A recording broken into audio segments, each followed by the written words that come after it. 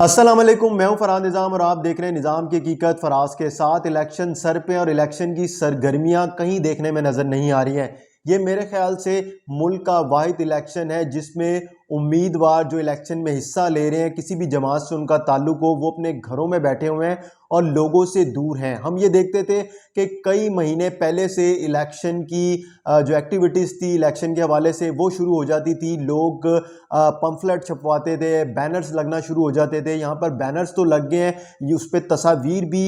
मौजूद हैं। जिस हल्के से उम्मीदवार हिस्सा ले रहा है वो पाकिस्तान तहरीक इंसाफ से उसका ताल्लुक हो या फिर वो आज़ाद कैंडिडेट हो, मुस्लिम लीग नून से हो, पाकिस्तान पीपल्स पार्टी से हो या किसी भी मजहबी जमात से हो, लेकिन डोर टू डोर जो कंपेन है वो कहीं देखने में नज़र नहीं आ रही है क्योंकि लोग सियासतदानों से बहुत ज़्यादा उकता गए हैं और कोई भी जो उम्मीदवार है वो अपने हल्के में, मोहल्लों में, गलियों में डोर टू डोर कंपेन करने को नहीं जा रहा। उसकी सबसे बड़ी वजह यह है कि अब जो लोग हैं वो ये सवाल कर रहे हैं कि जो भी जमात है उसने पाकिस्तान के लिए क्या किया, पाकिस्तान के लिए नहीं तो अवाम के लिए क्या किया। अब जो भी उम्मीदवार अपने गली मोहल्लों में, अपने हल्के में जाएगा तो उसके पहले से इस्तकबाल के लिए लोग मौजूद हैं और लोगों ने सबसे पहला सवाल ये कर रहे हैं कि आपने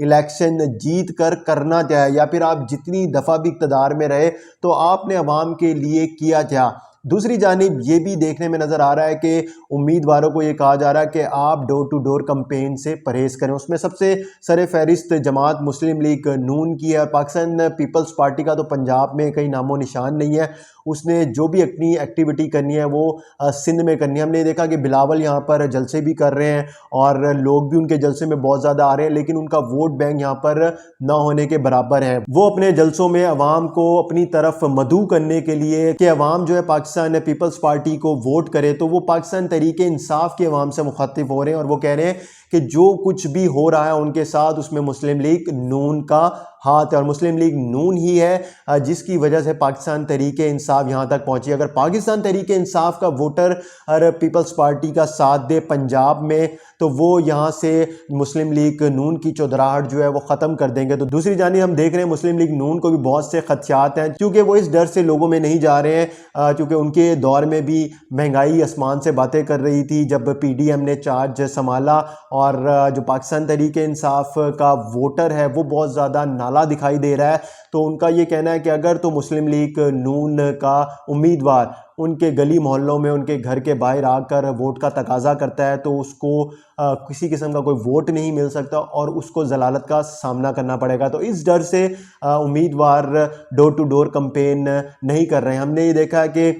मुस्लिम लीग नून की जानिब से रैलियाँ निकाली जा रही हैं, जलसे किए जा रहे हैं और अभी जो प्रोमिनेंट जमात है लोगों की नज़र में और जो इदारे हैं उनकी नज़र में वो मुस्लिम लीग नून ही है क्योंकि मुस्लिम लीग नून बहुत ज़्यादा पुरुमीद दिखाई दे रही है और उसको ये पता है कि जो इलेक्शन होने जा रहा है फरवरी में वो मुस्लिम लीग नून का ही है। तो पाकिस्तान पीपल्स पार्टी की जानिब से मुस्लिम लीग नून के ऊपर हमले भी किए जा रहे हैं सियासी तौर पर और बहुत सी इल्ज़ाम तराशियाँ की जा रही हैं। ये वही पाकिस्तान पीपल्स पार्टी है, ये वही बिलावल भुट्टो हैं जो मुस्लिम लीग नून के साथ इत्तेहाद करके तहरीक अदम एतमाद इमरान खान के ख़िलाफ़ लेके आए और उसके बाद PDM इक़्तिदार में आई और हमने देखा कि दोनों जमातों ने मिलकर कमोबेश 1.5 से 2 साल गुजारे और अब ये वो दोनों जमातें एक दूसरे के ऊपर तीर बरसा रही हैं, इल्ज़ामात की बौछार कर रही हैं। इसके पाकिस्तान पीपल्स पार्टी की निस्बत हमने मुस्लिम लीग नून की जो ज़ुबान है, लहजा है, वो इतना ज़्यादा सख्त नहीं देखा है। उनकी जानिब से यही बयान सामने आया कि बिलावल जो है अपनी ज़ुबान संभाल कर बात करें, उनको भी जवाब देना आता है। तो अब जवाब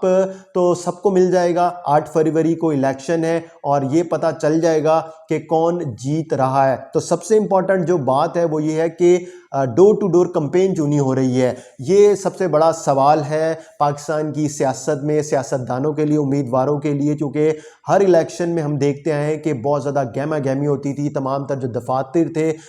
वो सज जाते थे, उधर रौनकें बहुत ज़्यादा होती थी, खाना पीना, उम्मीदवार जो है अपने वोटर की बहुत ज़्यादा आओ भगत करते थे, खाने चल रहे होते थे, चाय चल रही होती थी और इसी तरह ढोल धमाका भी चल रहा होता था। तो ऐसी कोई भी चीज़ देखने में नज़र नहीं आ रही है और ना ही आने वाले दिनों में देखने में नज़र आएगी। जो इलेक्शन है वो यूं लग रहा है कि 8 फरवरी को लोग अपने जब घरों से निकलेंगे और जब ये कह दिया जाएगा कि यानी कि 7